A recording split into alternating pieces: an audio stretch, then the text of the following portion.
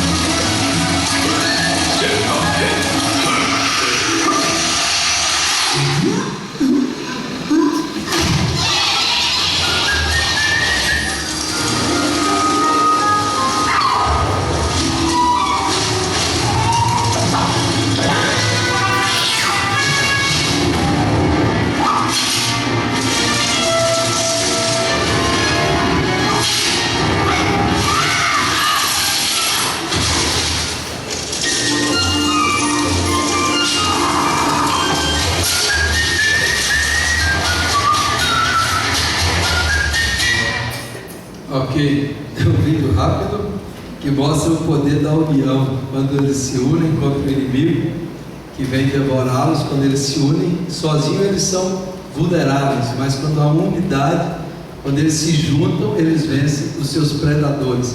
É um vídeo muito interessante à luz daquilo que eu quero falar hoje, que eu vou projetar no texto bíblico, que é Filipenses 4 também. Deixa ele ligar ali para a gente fazer a leitura de Filipenses capítulo 4, verso 1, bem o início do capítulo 4. Se você quiser abrir na sua Bíblia aí também.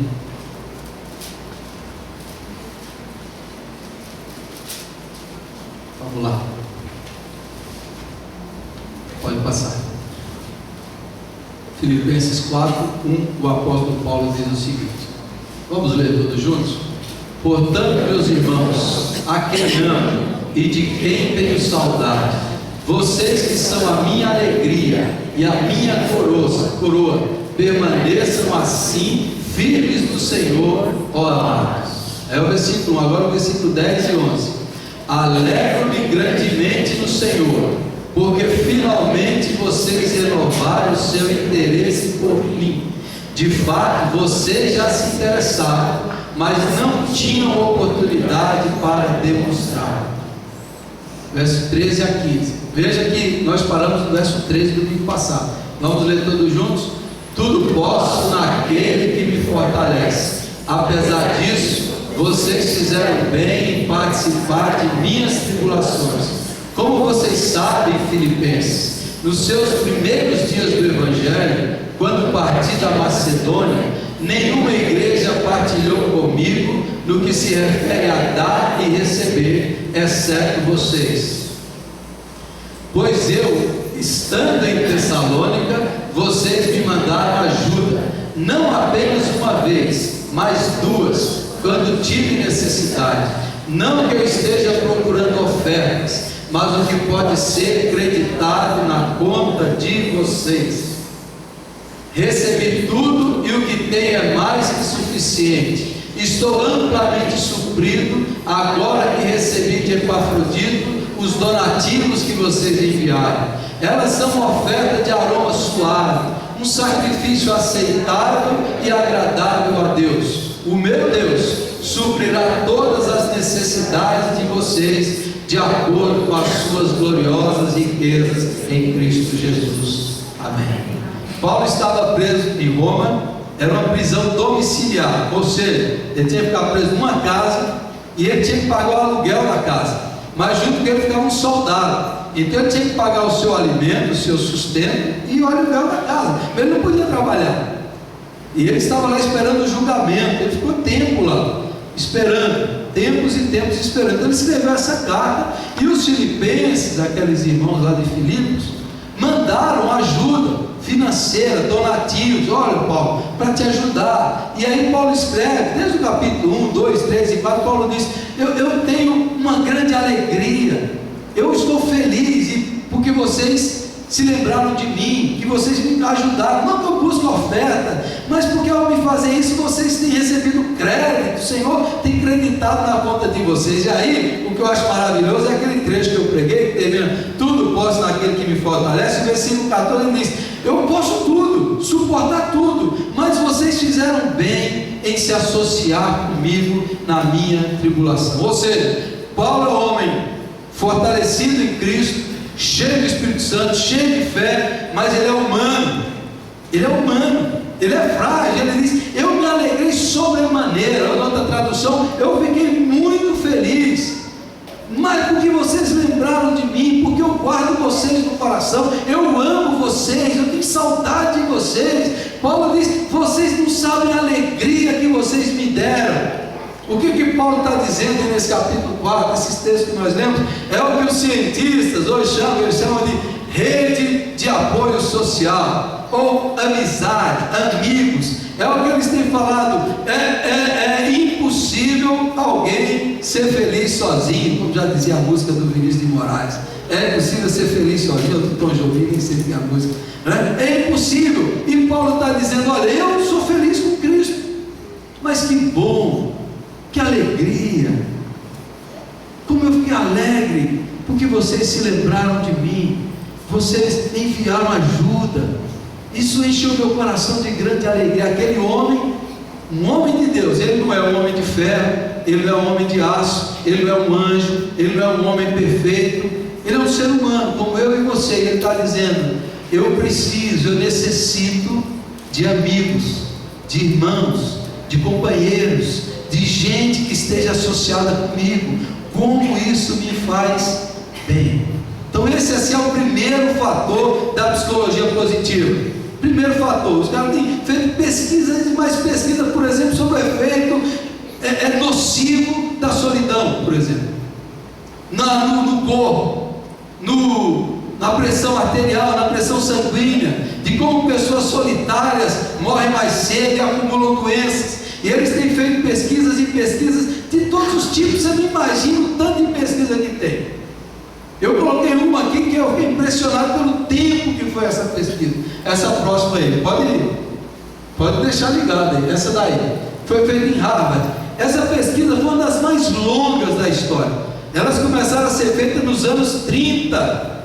Os estudantes que entraram na universidade e saíram foram monitorados, mais de 80 anos sendo monitorados pela universidade, por pesquisadores, por psicólogos, analisando a vida deles, dos estudantes. Depois, quando eles saíram, os profissionais, a família, eles estudaram a vida desses homens durante vários anos. Eu esqueci de pôr ali, 268 homens. Eles analisaram durante 80 anos, e eles fizeram a pesquisa assim: aqueles que tiveram a vida mais feliz, mais plena, os que foram mais infelizes. Pesquisas, dados. E aí o cara que dirigiu essa pesquisa nos últimos 30 anos, o psicólogo, ele escreveu um grande artigo, mas ele falou, resumindo o meu artigo, resumindo essa pesquisa, ele falou exatamente, literalmente isso que eu coloquei aqui. O resumo, é possível resumir todos os resultados em uma única palavra: amor, e ponto final. Os que tiveram as vidas mais felizes, mais plenas, foram aqueles que amaram e foram amados. Isso resume toda essa pesquisa. Toda a pesquisa é resumida nessa palavra. As pessoas que amaram mais e foram amadas foram as mais plenas, as mais felizes. Durante todos esses anos de monitoramento, de pesquisa, está provado. Então isso aí é a ciência, é a maior universidade do mundo, está dizendo: quem não ama, quem não tem amigos, quem não tem relacionamentos significativos, saudáveis, fraternos, que não tem comunhão fisicamente, eles estão sendo prejudicados psicologicamente. Pessoas que não têm esse apoio, essa amizade, esse círculo de relacionamento, elas vão definhando, vão sendo infelizes. Eles estão falando isso, e o apóstolo Paulo diz: olha, vocês não sabem como eu fiquei alegre por vocês terem lembrado de mim. Eu falei um tempo atrás aqui de uma outra pesquisa que foi feita por alguns enfermeiros em 2011, numa ala de pacientes terminais. Eles entrevistaram várias pessoas, pacientes terminais lá, e eles catalogaram os 5 maiores arrependimentos das pessoas. Pessoas que estavam no leito de morte, à beira da morte, expressavam o que eles gostariam de ter feito na vida. O que eles gostariam? E aí, entre os primeiros lá, primeiro, eu deveria ter me dedicado mais aos meus amigos. Eu me arrependo de não ter estado mais próximo dos meus amigos.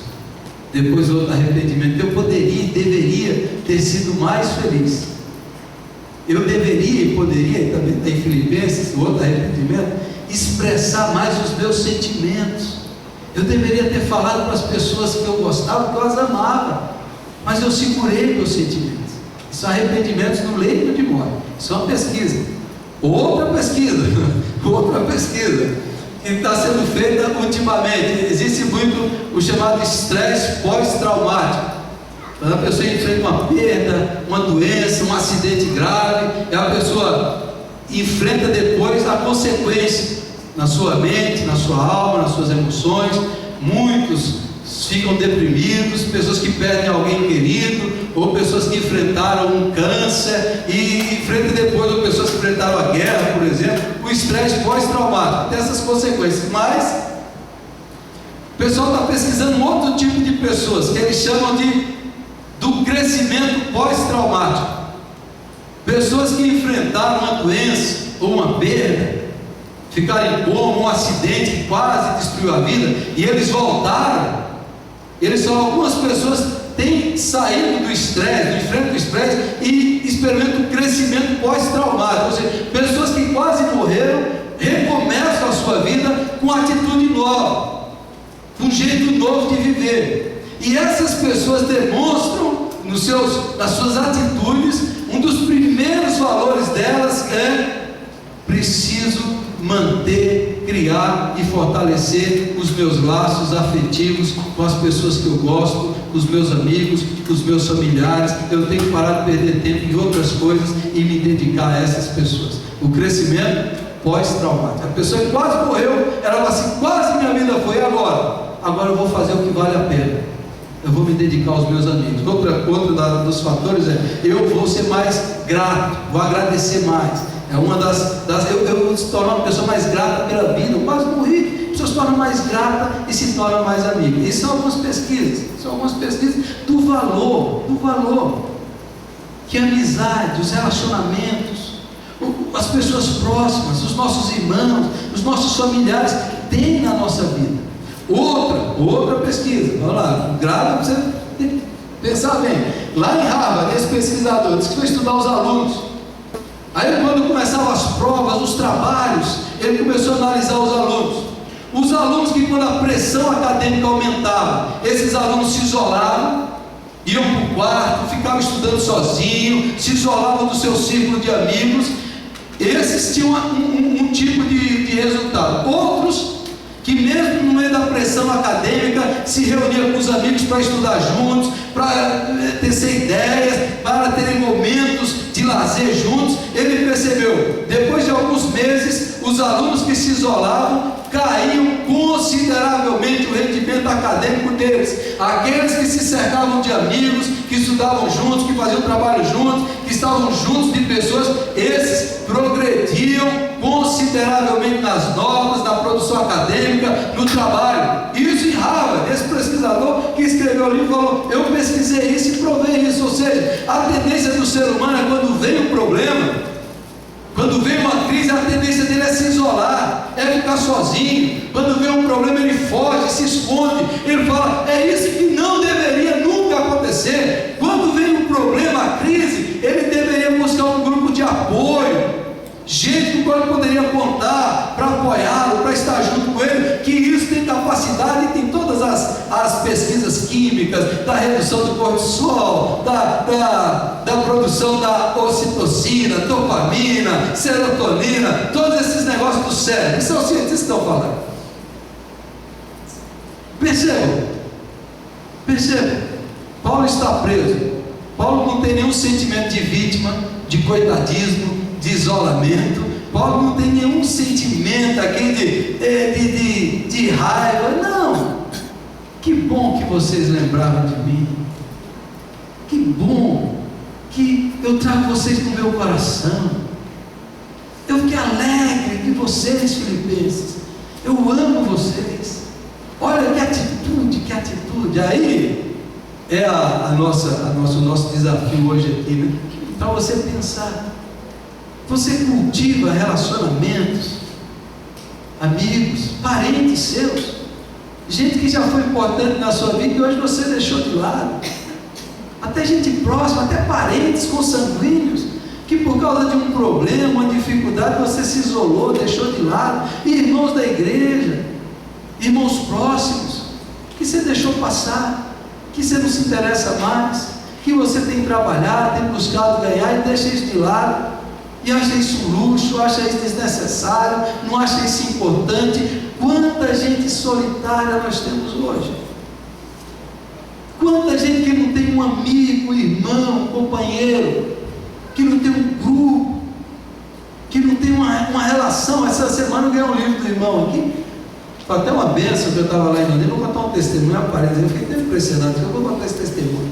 Eu fui lá na livraria em Londrina, quando eu estava na série, li o livro, peguei o livro na mão, olhei para o livro, li um capítulo inteiro do livro. Aquela livraria assim, que tem aquelas poltronas, que é sonho de consumo meu. Alguém podia criar uma livraria dessa aqui em Botucatu, lá no shopping, aquela grandona assim. Aí você fica o dia todo lá lendo o livro. Aí eu li o livro, um capítulo, e falei: vou comprar esse livro. Isso é um testemunho.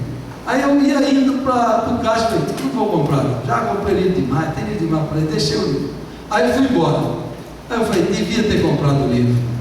Me arrependi, devia ter comprado esse livro. Na hora que eu estava indo embora, eu falei: vou voltar na livraria, mas agora é tarde. Aí a semana cheguei aqui, o irmão veio e me deu o livro. Eu falei: Deus é bom demais. Só Deus sabia que eu queria aquele livro. Só Deus. E no meio de tantos livros, o irmão achou esse livro e trouxe o livro para mim.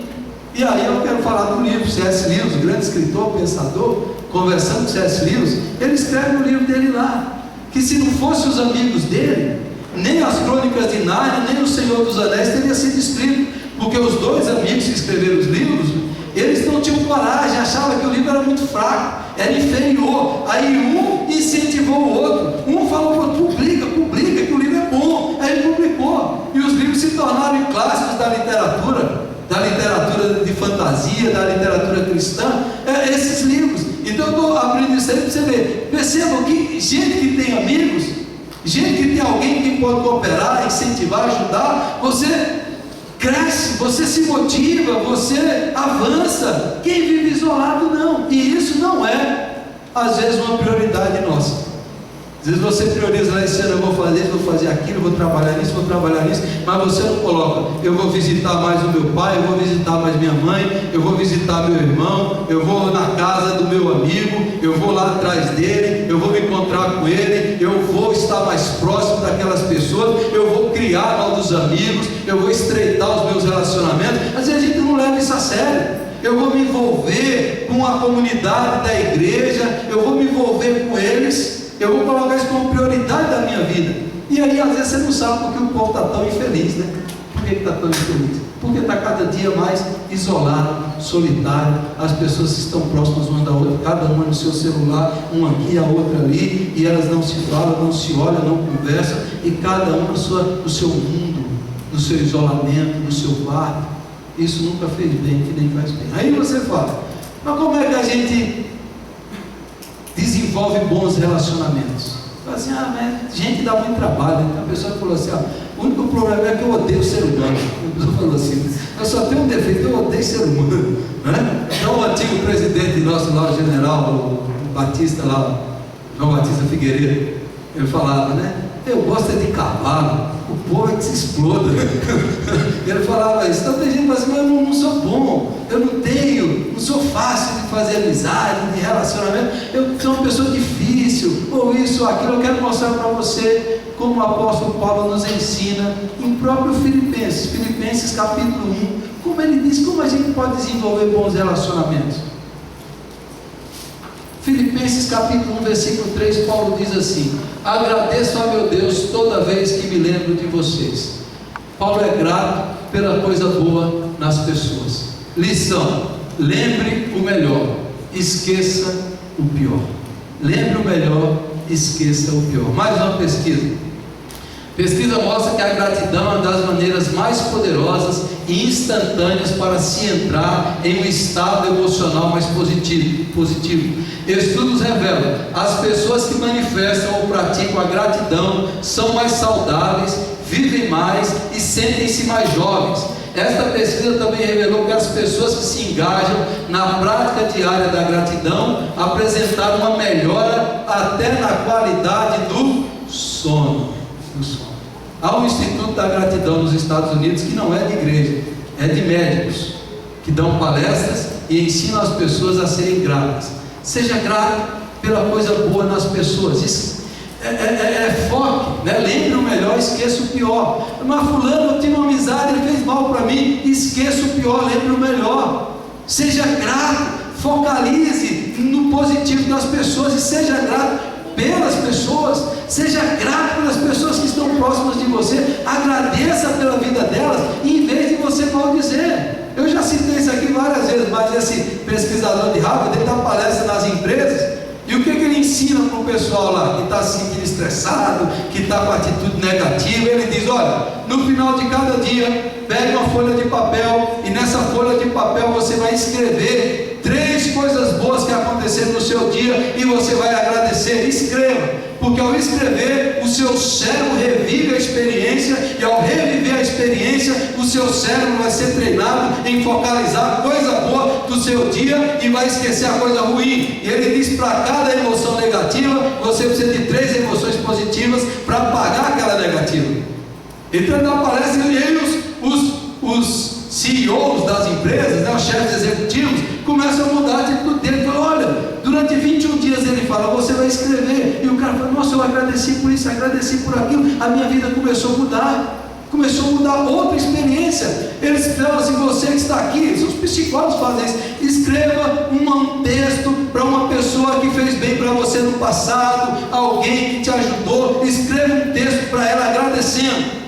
Depois que o texto ficar pronto, você vai lá na casa dela, ou por telefone, você vai ler o que você escreveu. E eles querem fazer isso. Aquelas pessoas têm uma experiência tão positiva, que 1 mês, 2 meses, 3 meses, 6 meses depois, tanto a pessoa que agradeceu agradeceu quanto a que recebeu, elas estão altamente satisfeitas por causa de uma experiência de gratidão. Você já agradeceu o professor, seu tio, seu avô? Você já agradeceu pessoas que te ajudaram no momento difícil, pessoas que prestaram serviço para você? Você já agradeceu gente que esteve do seu lado no momento da sua vida e depois você abandonou, deixou, esfriou a relação? Eu queria desafiar você: seja grato, esqueça o pior, focalize no melhor. Ninguém vive bem só vendo o mal, o pior, a negatividade, a desgraça, o erro dos outros. Você tem que focar no melhor. Focalize no melhor. São as pessoas do seu lado: mas o fulano tem isso, tem aquilo. Mas e as outras? E as outras coisas boas? E as qualidades? E as características? E aquilo que ela fez por mim? E aquilo outro? Vai mudando o nosso foco. Então, uma cultura de gratidão. Faça isso, seja grato pelas pessoas, seja grato, expresse. Segundo, Filipenses 1,4: em todas as minhas orações em favor de vocês, sempre oro com alegria. Pratique oração positiva, orar com alegria pelas pessoas. Eu oro com alegria por vocês. Lição: a maneira mais rápida de mudar um relacionamento ruim é começar a agradecer a Deus em oração pelas pessoas. Você não gosta de uma pessoa, você começa a orar por ela. Começa a orar por ela. E o que vai acontecer? Deus ama aquela pessoa. Deus ama aquela pessoa. E o amor de Deus vai ser derramado no seu coração. E você vai começar a ter uma atitude positiva por gente que você não gosta.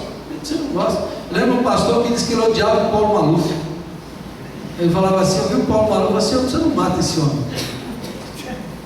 Aí um dia ele viu o Paulo Maluf suando na televisão e a filha do Maluf enxugando a testa. Ele falou: olha, o Paulo Maluf é um ser humano, é gente, tem filha, tem necessidade. Vou orar pelo Maluf. Começou a orar pelo Maluf. Ele falou: agora eu não desejo mais o mal do Maluf, eu desejo que ele conheça Jesus e seja salvo para a glória de Deus. Você entendeu? Você ficar com raiva, vai ficar com raiva dos políticos, você vai orar por ele. Vai ficar com ódio, vai ficar hora que tem que mudar a sua atitude, seu coração. Pratica a oração: Senhor, tem misericórdia, Senhor, abençoe o fulano fez mal para mim, abençoe aquela vida, e põe o teu amor por eles. Então tem pessoas que você não gosta, você acha que Deus também não gosta dela, mas Deus gosta, Deus ama, Deus também ama aquela pessoa. Meu irmão, Deus ama ela. Então Deus vai colocar o amor dentro do seu coração para você praticar essa oração por aquela pessoa.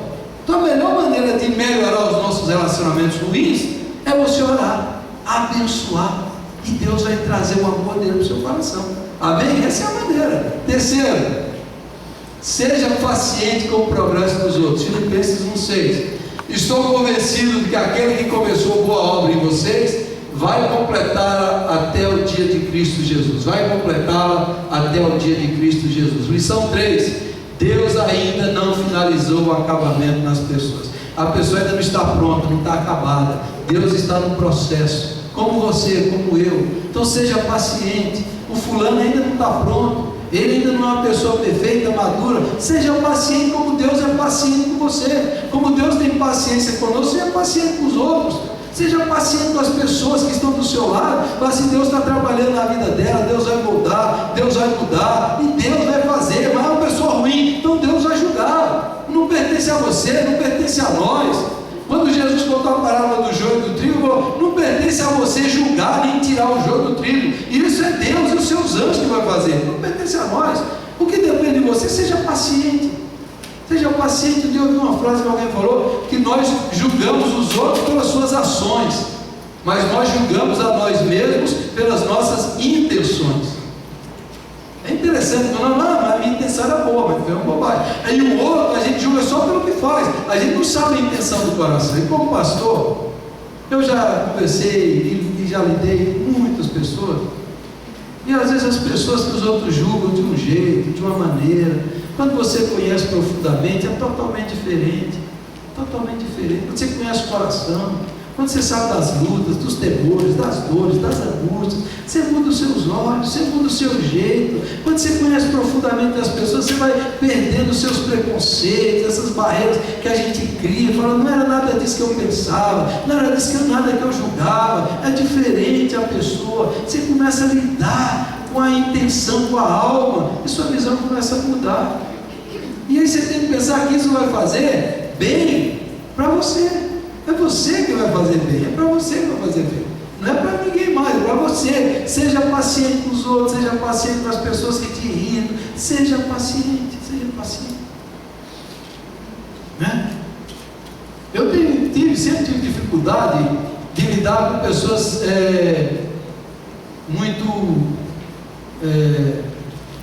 que choram muito, que lamentam muito, que reclamam muito. E logo quando eu assumi o pastorado, acho que veio umas 30 a falar comigo.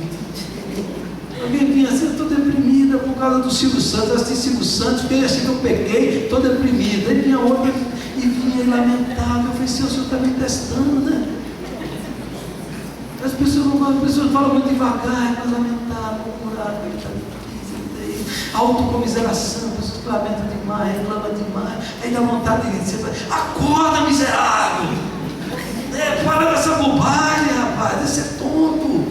Você entendeu? Dá vontade de dar uns conselhos assim, levanta o teu olho. Você entendeu? Mas o que é isso? É Deus trabalhando na paciência. Deus trabalhando na paciência. Semana eu lembrei da experiência, contei aqui, no momento aqui, 3 horas da manhã, alguém ligou para mim, um dia, lá em Londrina, falou, pastor, eu estou deprimido, e não conseguia dormir, lembrei do senhor, queria falar do senhor. 3 horas da manhã? 3 horas da manhã. Aí, o que é isso? Seja paciente, seja tolerante, ouça mais, seja sábio para lidar com as pessoas, com as dificuldades, com as dores. Há muita gente que está sofrendo mais do que você, a gente está precisando mais do que você, as pessoas à sua volta estão carentes.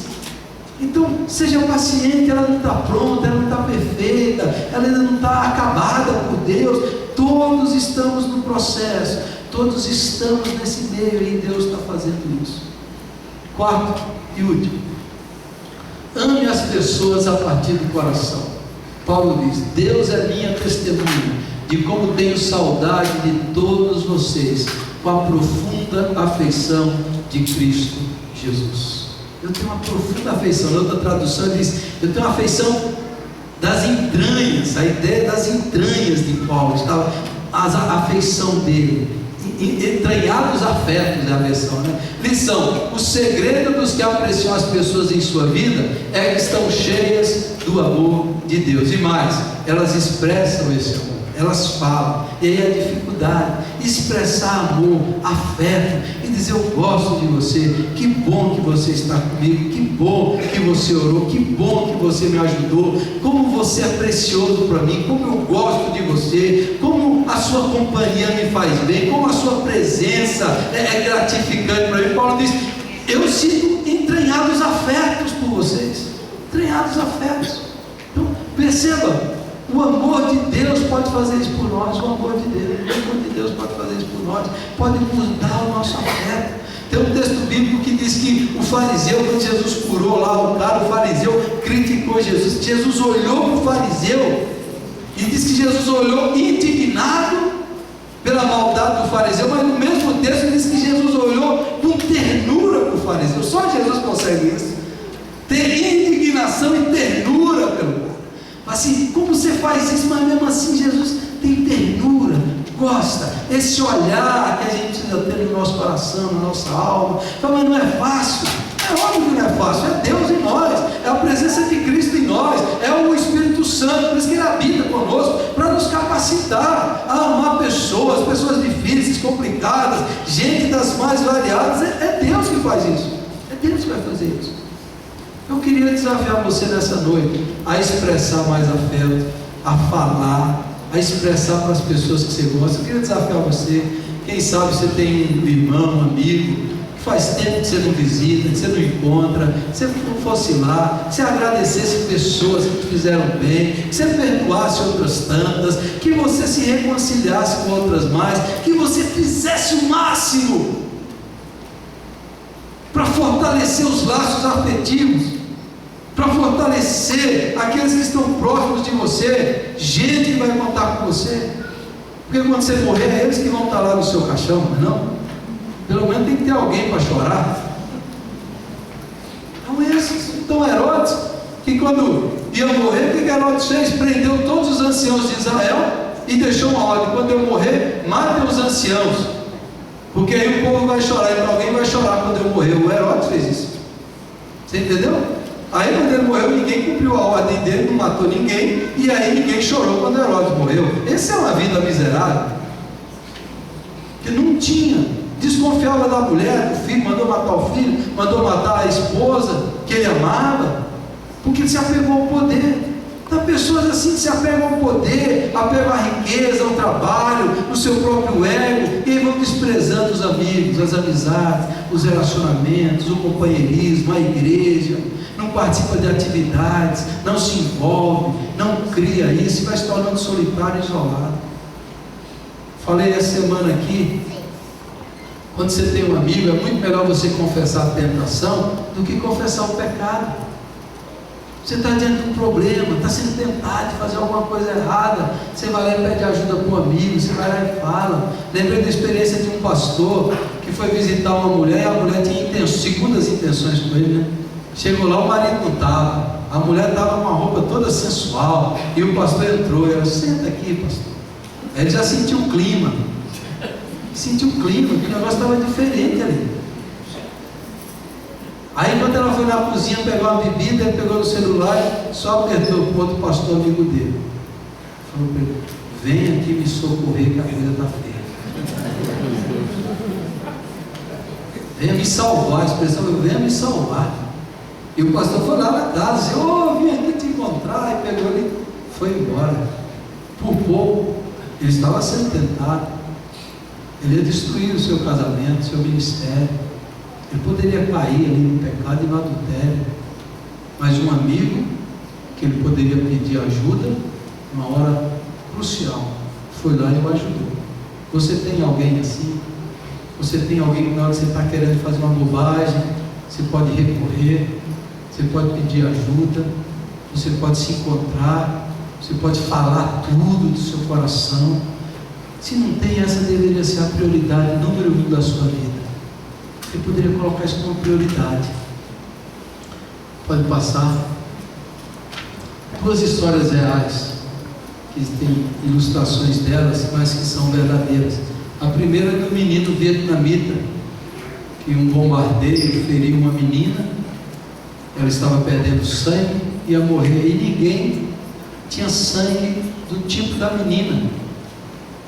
E aí só o menino que tinha o sangue, ele foi lá e se ofereceu. Enquanto estava tirando o sangue para passar para a menina, ele começou a chorar. E o médico falou para ele: por que ele está chorando? Ele era vietnamita, o médico americano. Aí ele falou para a intérprete que traduziu, ele falou: não, é que quando o senhor falou que a menina precisava de sangue, ele pensou que ele ia dar o sangue todo, que ele ia morrer, por isso que ele está chorando. Aí o médico falou: mas ele sabia que ia morrer, por que ele foi dar o sangue? Aí ele respondeu para a intérprete: porque ela é minha amiga, ele ia dar a vida pela amiga. Depois ele descobriu que não precisava doar o sangue inteiro, mas ele falou: ela é minha amiga. E o versículo bíblico diz: ninguém tem maior amor do que esse, de dar alguém a sua vida pelos seus amigos.